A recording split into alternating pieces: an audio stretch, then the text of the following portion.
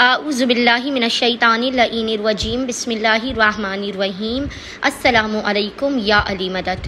مومنین و مومنات کی خدمت میں خصوصی طور پر زمانے کے امام اجل اللہ تعالی فرجہ شریف کی بارگاہ میں 4 ربیع الاول شہادت کریمہ اہل بیت بی بی فاطمہ معصومہ قم علیہ السلام کی بے پناہ تعزیت پیش کرتے ہیں۔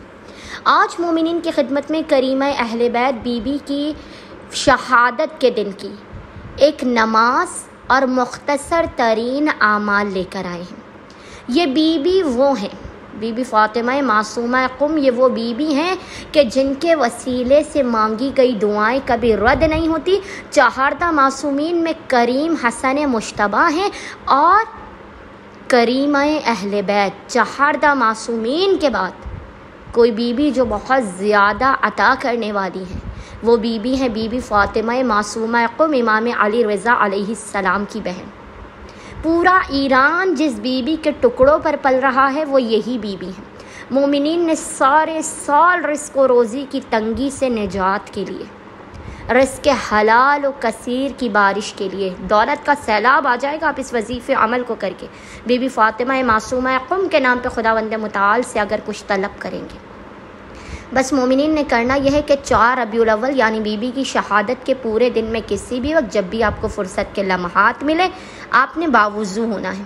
باوضو ہونے کے بعد آپ نے 2 رکعت نماز پڑھ کے اس کا ہدیہ، نماز کا طریقہ ہم آپ کو بتاتے چلیں۔ 2 رکعت نماز کا طریقہ یہ ہے کہ اس کی پہلی رکعت میں آپ نے الحمد کے بعد 3 مرتبہ سورہ کوثر، یاد رکھیے گا پہلی اور دوسری رکعت دونوں رکعت میں آپ نے الحمد کے بعد 3 مرتبہ 3 ٹائم سورہ کوثر کی تلاوت کرنی اور اس نماز کا ہدیہ بی بی معصومہ قم کی بارگاہ میں پیش کرنا ہے۔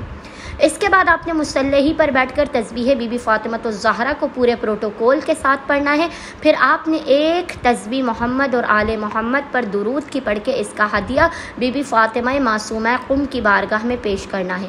1 مرتبہ حدیث قصہ، 1 مرتبہ سورہ دہر، 14 مرتبہ سورہ الحمد اور 14 مرتبہ سورہ قدر کی تلاوت کرنی ہے۔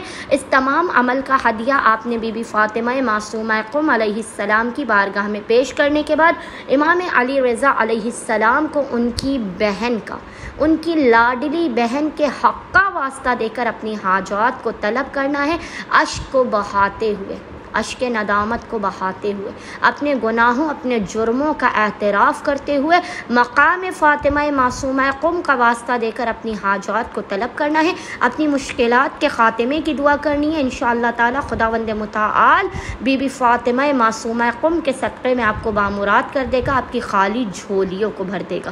اللہم صلی علی محمد و آل محمد وعجل فرجہم اجمعین۔